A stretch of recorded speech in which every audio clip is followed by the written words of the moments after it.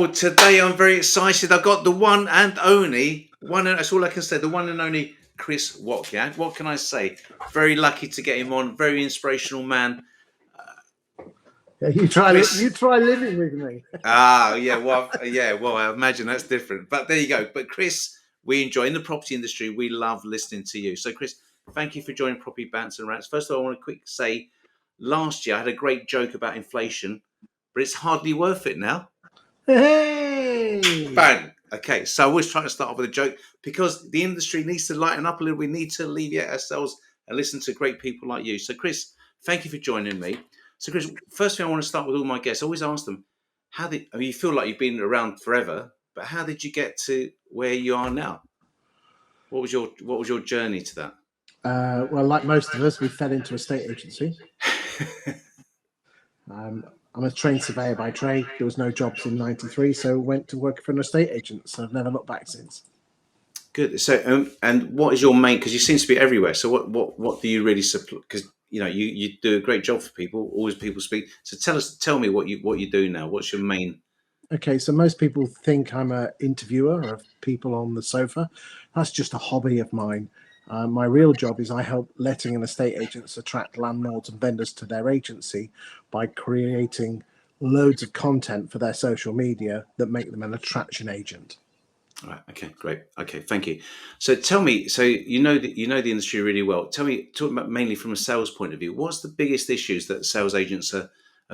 What's their biggest issues at the moment? What's the top three issues that they've all got? I think the first one, but again, when I had dark hair and was a young lad, the same problems of too many competitors, too low fees, and overvaluing. It really, but that's been around forever. So the world change. The world's it's not new. It's not new. So no, what would you say? Taking each one of those in turn, what advice would you be giving to people? Well, let's look at too many competitors. Quite frankly, the only person you're in competition with is yourself. And therefore, it doesn't really matter whether there's 20 estate agents in your town or 30. Your biggest problem as an estate agent is to be one of the 3 agents called out for the free valuation.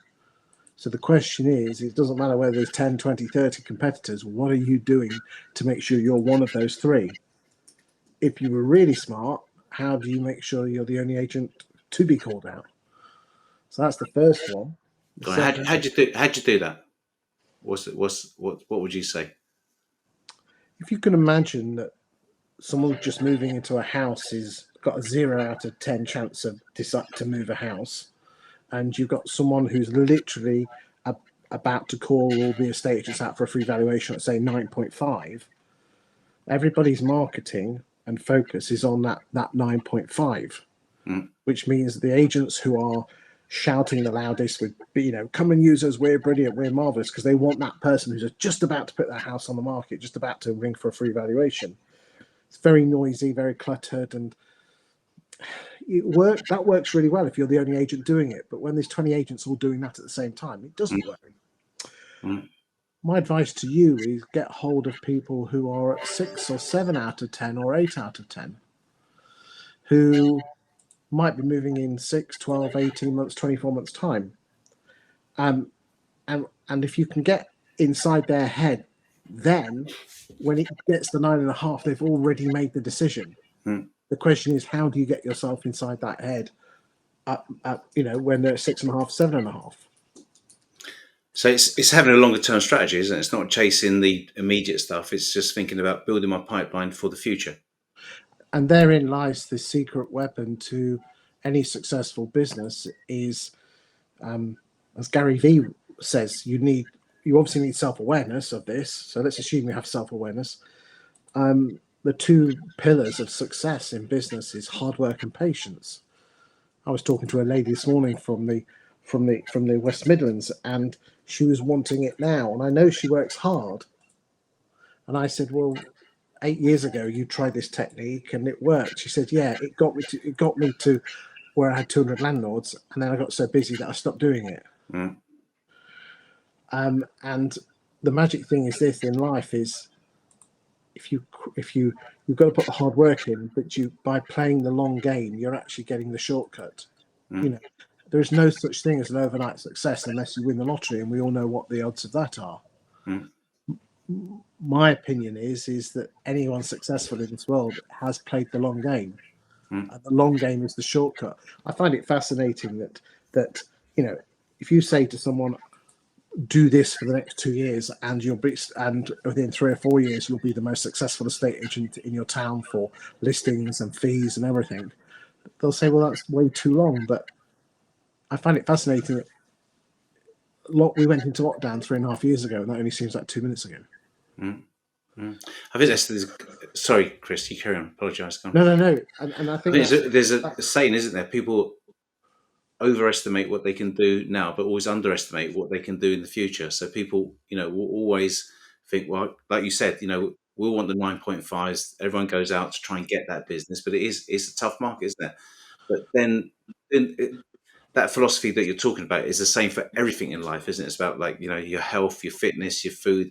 It's all to do with, well, think long term. You're not going to change everything overnight, but if you keep doing the right stuff long enough, it's going to come good. And I think you're absolutely right. The problem is when you get a level of success, you end up stop doing the stuff that got you there. So there's a really good book, isn't it? Good to Great, where it talks about the biggest problem of people becoming great is a little bit of success, because you stop doing that day-to-day stuff that got you there in the first place, and you almost think you can wing it. You don't have to mind your database. You don't have to be producing good content, because you've got a level of success. So you stop doing those things which got you there in the first place. It's interesting. I'm really big in agents using video because it's very visual, just like this podcast here. And I say to them, you've got various hurdles in the road that you're going to do. And I've seen many agents go through these hurdles. The first hurdle is actually starting doing it. And again, a lot of us are afraid to publish content because we'll have the trolls and what nasty people will say. Then if you can get past that, you'll get to a point where you'll get to month 3 or 4. And if you're doing this purely on willpower, your willpower will not keep you going, because you'll just give up. So what happens is you do this work for 3 or 4 months and say, oh my God, this is just way too much work. I'm going to give up. If you can get past that, you'll get to month 18. And what will then happen is that you'll start to get busy because of the content that you planted 6 or 12 months ago. And it's quite easy to drop the odd video or drop the content and miss a few days. And then a few days turns to a few weeks. But the interesting thing is that the business that you're getting in after 18 months is because of the stuff that you planted 6 months ago. So actually you stop the videos and the content, and the business continues to grow because of this. You're bearing the fruits of what you planted 6 or 12 months ago. But then what happens is that then it starts to drift down. You panic, you start doing the videos and the content, but then it doesn't get the immediate results because your business is still going down. So again, there's another Debbie Downer. Yeah. If you can get past that and continue on, then after about 3.5, 4 years, you'll start to believe your own BS. Yeah. And you'll have something called hubris, which is believing your own BS, and it'll go to your head, and you'll get cocky, and none of us like those sort of people. Therefore, it's important there to have. Sat opposite me now is my wife Joanne, and she very much keeps me on the straight and narrow. And there is a very, very fine line between confidence and cockiness. So she defines that line for you, Chris. I hope you do, Joanne. If you can hear me, she does. She does. Yeah, I can hear that. Yeah, she does. And someone's got to do, Joanne. Yeah, and it all comes down to your intent in this world. Is why are you doing what you do? Everybody thinks my Chris Watkin is the chap that interviews people. I just do it for a hobby. My daytime job is content writing and marketing advice. But isn't it interesting that not many people know what I do? It's because I know people don't like to be sold to, do they? Yeah, absolutely right. So that's my advice to everyone: is that it's a hard journey, but it's worth having. Yeah, there's a really good. I mean, I don't know. You probably know about it, but there's a book called Stephen Covey's 7 Habits of Highly Effective People, and in there he's got this 4 quadrants of work. So you've got urgent and important work, which is stuff that if you don't do now, your business is going to close. So that's stuff you must do now. But what he talks about is people should spend all their time really, ideally, in working on the important, not urgent. And that's what you're talking about, Chris. Is it's planting those seeds, making sure that you're building your business up for the future. Because we all have to do the urgent, important stuff. Uh, we have to do that. But if you spend all your, it's like if I equate it to going to the gym. You don't. If you miss the gym for a day, it doesn't really make any difference. It's not urgent, important. But unless if for a long term you never go to the gym, you never eat properly, eventually that's gonna become urgent, important because you're gonna be having a heart attack, or you're not be very healthy and having a premature death. Because you're not putting that work in. So yeah, no, 100%. It's that lead and lag measure, isn't it? So you got to start doing the work now. Plant, as you say, Chris, planting the seeds so that way they start growing, but they won't grow immediately. They'll grow in the future. I mean, there's a story of that some very special bamboo, which someone plants and they have to water it every single day for 5 years. And if you miss a day, it messes it up. Right. But you only get to crop after 5 years. Yeah. But when it comes, it's like ka-ching. Yeah. And that's what agents need to do. And people say I haven't got enough time. Yeah. Then we'll waste way too much time looking at cat videos on TikTok, don't we? Well, I want to get to that because the other thing you said, you talked about work ethic. So I know you're a really hard worker. So I've personally never met anyone that's successful, especially in agency, which is long hours anyway, that doesn't do a really hard day's graft. So what's a normal day for you? What time would you normally start and finish work? I'll come downstairs at 7:30. I'll spend half an hour to an hour on my bike, which you can just see just there. Okay, yeah. Okay. And I take calls from people. I offer my time for free for that time. If someone doesn't ring me, I'll watch Amazon Prime on my computer, which we're on now. And then after that, I just work through. Go for a walk, and I'll basically, any chance I can to do work, I will do work till about 6 o'clock. Yeah. But Joanne, you'll say till 7, won't you? I think Joanne's right. I know Joanne's right. I know she's keeping. Well done, Joanne. Keep him going. Keep on the straight and narrow. I really couldn't. I know she's in the room, but I really couldn't do it without her. It's nice. I like it. I really couldn't. And she doesn't say much, but when she does, you listen. Well done, Joan. Okay, great. So we spoke about work ethic. So the other thing you mentioned is fees. So you said that agents need to sort their fees out. So tell me about that. Tell me what's happening out there. Because you speak to agents all the time. I know you know. I think there's sayings in this world. If you with the absence of value, the only thing you can judge is price. Mm. So I mean, as an agent, it is your job to prove that you're worth that fee. And if you can't prove that, then the problem is with you, not the vendor. The problem isn't with you. The problem isn't with the other estate agent that's putting their pants down and offering 0.5% fee. Your job is to prove to that vendor that you're worth that 1.5%. And if you can't do it, then the question is this: when was the last time you went on some, not training, but some development to get better fees? Or was the last time you went on some training was when you worked for Connells or William H. Brown or Countrywide 15 years ago?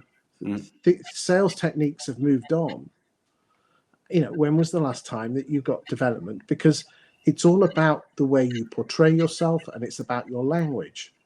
But then there's another school of thought, Tony, is if you're having to prove your fee on the sofa, you've almost left it too late. If you've been planting the seeds from 2 years ago, then A, they're more likely to call you out, and B, they'll think you're worth it. 100%. I Okay. mean, but so therefore it's your job to prove it. But thankfully nowadays, how do you do that? Well, there's two sides to the human brain. There is the logical and the emotional side. So therefore, one thing you could certainly do is the most powerful way to get inside a human's brain is using storytelling. So you could tell a story of Mrs. Miggins, who went on with cheap fee agent, saw the house of her dreams. It lost because of the service. You get what you pay for in this world. and therefore they came to them, and then they saved the day and they found the next property of their dreams. Mm. So by creating a story, humans are more likely to remember stories than facts and figures. It's why Tony, you can't remember what your other half told you what to do yesterday, but you can remember your favourite nursery rhymes and favourite fairy tales from when you were a child. It's why you can remember your films, but you can't remember whether you were supposed to put the washing machine on or not. Okay. So you must be speaking to my wife about that, I think. But yeah, okay. Well, that's the logic. That's the emotional side. But then there's logical side. So there's now software out there that proves independently that you will get £3,000 or £4,000 more. That's subject to you actually being able to get £3,000 or £4,000 more. But there are estate agents out there who will. There is software out there that will enable you to actually prove that you will get £4,000 more, and it's in black and white. how do you mean? By what? By using what? By using stories, you mean? No, so this is talking about your values. No, so there's something. So I'm a huge fan. I don't get paid by these guys, but there's a piece of software called Insights from the firm 20EA, and they have a screen, and you put in your town, and it tells you if every agent in this town put the same house on the market for, this agent would get this agent would get this, and this agent would get this. If anyone wants to watch this, each week I do a YouTube show called the UK Property Market Stats Show. And in the last 20 minutes, we always focus on a town or a city. If you look at those last 20 minutes, it comes out every Friday on Property Industry Eye. If you watch the last 20 minutes, I go through that software for 20 minutes. And basically, you could almost use that as a sales pitch when you're at the valuation. Mrs. Miggins, for every 100 houses I put on the market, I get moved 82.3% of people, whilst the other agent that you're asking 0.5% will only get 6 out of 10 people, which means you've got a 25% greater chance of moving with a third more chance moving with me than the other estate agent. Oh, and by the way, I'm not calling him in a way because Jim at Cheap Fee Estate Agent is a brilliant bloke. But can you see from this screen here that when Jim puts a house on the market for £300,000, he only gets £295,000, whilst I get £301,000. And here it is in black and white. So, Mrs. Miggins, you can either you've got a 33% less chance of selling with Jim, and I will get you an extra £6,000 more, and it's only going to cost you £1,500 more to get it. So in reality, the cheapest agent is not the one with the cheapest fee. It's the one that's more likely to sell your house, and you have more money at the back of the day. Can you see that on a piece of paper, Mrs. Miggins? This is cold, hard fact. So you're using the power of story with emotion, and you're using fact and figures that's independent. And you hit them from both sides using the emotion first, and then hit them with logic second. It's always emotion first and logic second, because that's how the human brain works. And you're on a winner. So it's basically essentially knowing your customer, knowing what they want, then giving them a success story that you've had, because that's your story, isn't it? A success story that you've had to prove that actually you're going to give them what they need, and then backing that up with actual facts and figures. And that's what proves your value. Because, if you're a client and everyone looks the same, why wouldn't you just go for the cheapest? And it's our job, isn't it, to show them we're actually worth this much more. And that's what you're saying. Yeah, it's our job. It's not for them to get it. It's for us to put it in such a format that they don't have to try and think, I'm not sure what we're trying to say there. Exactly right. Yeah, I agree 100%. So the other thing you picked up on is you said about, I think you were saying about the fact that great agents will actually get your transaction completed. Is that what you were saying, Chris? You were saying about, so that's a big thing, isn't it? I don't think, and I've been in the industry a long time. I'm amazed by how few agents on their valuations are not telling people about that, because it's not about how many offers you get in. It's about, can you get this property completed? Let me give you a scenario, Tony. The 5 biggest estate agents in London, I will not mention their names as a matter of courtesy, but the 5 biggest estate agents, the number 1 agent by listings in inner London, and in London is SW, SE, E, N, NW, and W. Okay, you got that? Yeah. Okay, the number 1 estate agent by listings will exchange on 27 to 28% of the properties that they put on the market. All right. The number 2 estate agent will exchange contracts on 56% of the properties that they put on the market, which is double. Okay. Number 3 estate agent will exchange contracts on 30%. Number 4 will exchange contracts on 42, and number 5 will exchange contracts on about 52. And these are all household names. But if I was number 2 or number 4, I'd be basically saying, what are you going in with them for? Yeah, exactly. Yeah. You're more likely, you've got a 100% greater chance, Mrs. Miggins, of moving home with me than with them. They might have their fancy names and their fancy, well, I can't say it because you'll work out who it is. It's out there. The data is out there. You just got to go looking for it. But Chris, when you're saying all of this, I mean, it takes a certain type of character, doesn't it, to say that? Because we've had a few years now where we've actually had an order taker kind of environment where houses just been selling or properties just been selling. And now it needs that mindset where actually you're a challenger salesperson. Actually, you're coming up with these points because it's quite difficult, isn't it? It's quite difficult to have that conversation sometimes where someone's Tony, did you learn how to drive a car when you were born? No. You learned, didn't you? Yeah, exactly. So we come back. You go and learn. Yeah. Okay. If that's all you've known, then go and get some training. Ask the boss, can I have some, not training, can I have some development? There's some decent I don't do training. There's some decent trainers out there. But and it doesn't necessarily have to be an estate agency. It can be training anywhere. But remember, I think the magic thing is that credibility is gained by the questions you ask, not by the statements you make. And I think if there's one takeaway is ask difficult questions of your vendors, which sounds, you say, how can people do that? Well, you've got to do role play with your teams and your boss. Your boss is on an area boss, they've got grey hair or no hair. Go and learn.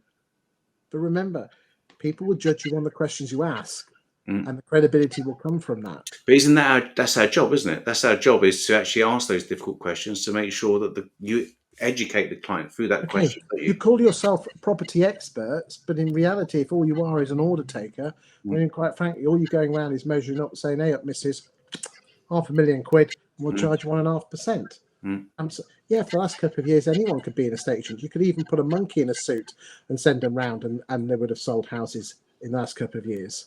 But now we're actually having to earn our money, and it's time the industry and everyone takes personal responsibility. I find it truly fascinating that employees of estate agents won't actually, even if their boss won't get training development, why don't you take personal responsibility and go and get it yourself? Otherwise, we're just in a communist society, and you're waiting for a begging bowl like Oliver saying, "Please, sir, can I have some more?" Yeah. So self-accountability, self-responsibility. That's how you become successful, isn't it? Yes, that's really the only way to take control of your life, because there's a really good book out there.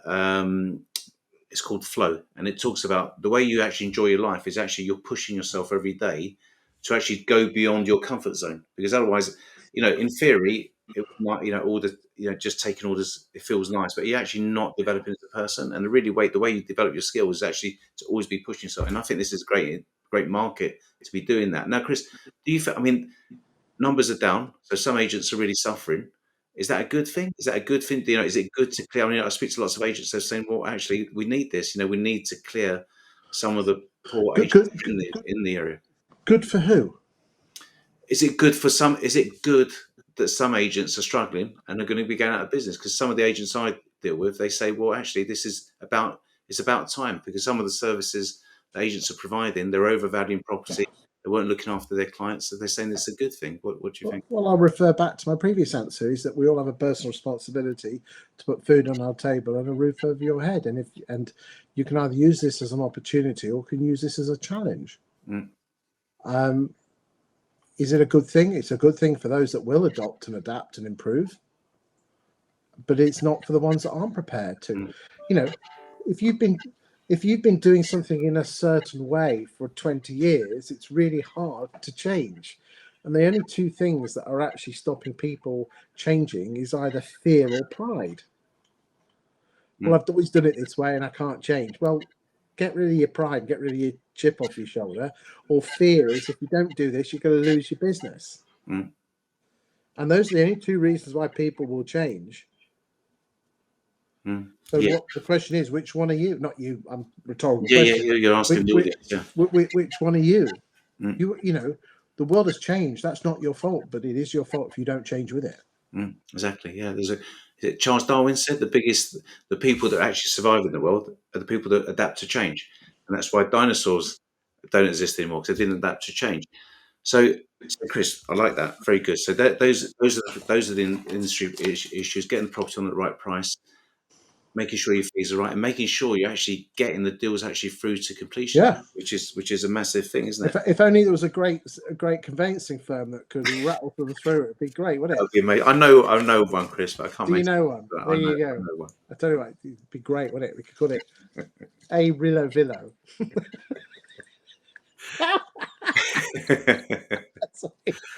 So, Chris, what have you got? What's Chris got? Have you got Chris got any big plans coming up this year? I know you're always thinking of plans, and I see you everywhere. Property Industry, you've got a great article comes out every Friday there. But what have you got any more plans this year or next year coming up next year? You got anything you'd like to tell anyone? No, just Keep on doing the enjoying the right thing. journey.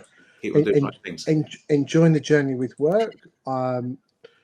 Wife and I, we like to go for trips to museums and things, Joe, don't we? So we like to go on those and just enjoying life. Keep planting the seeds. Yeah, could do with moving home to a bigger house. Do you know any good conveyancers, Benny? Get after us.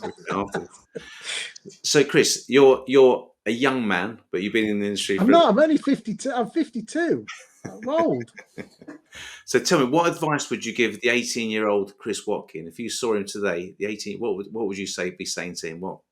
No, so I'm going to refer to senior management. What advice would you give Joanne? Are you going to say anything? Nothing that could be published. Nothing that could be published. No, what? Nothing could be published. I don't know.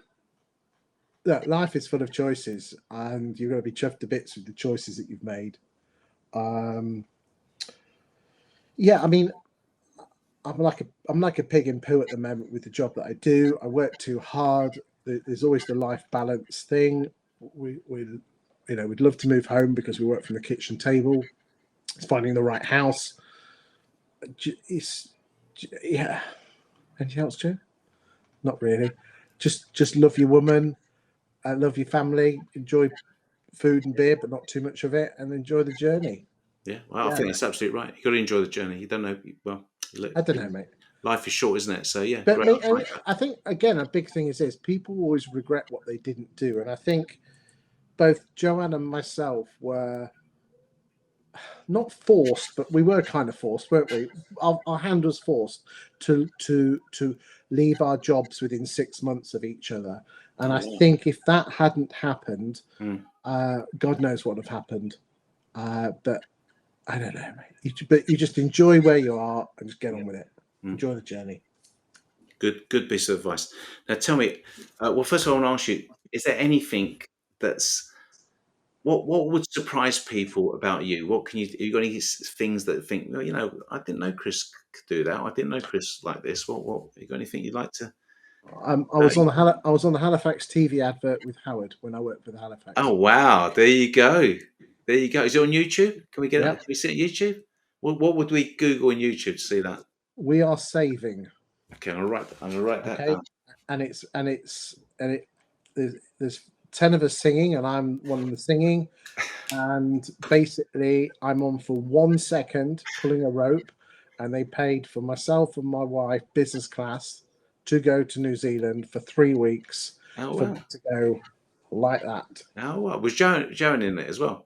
No, Joanne wasn't in it, but but she got to go with you. No, we just booked a holiday to go to Australia. Oh, okay, wow. Because we'd saved all our holiday up at the end of the year. Yeah. We just booked a holiday to go to Australia because Jo was waiting on an okay from her surgeon on an injury that she had on her arm. Yeah. And he gave the okay. So we went, right, we'll go and book a holiday. Then 2 days later, I got a phone call saying, Chris, we want you to be the Halifax advert. Wow. And I said, well, yeah, I'll go, but I'm going to have to cancel my holiday. And if you think I'm going to New Zealand business class without Mrs. Watkin senior management, you got another thing coming. Yeah. So There he you said, go. oh yeah, she can come along. Oh, nice. Well, I like that. I'm gonna look for that straight afterwards. 1 Actually. second. I'm on for 1 second. No, but it's still worth it, Chris. Still worth Yeah. it. Still worth it.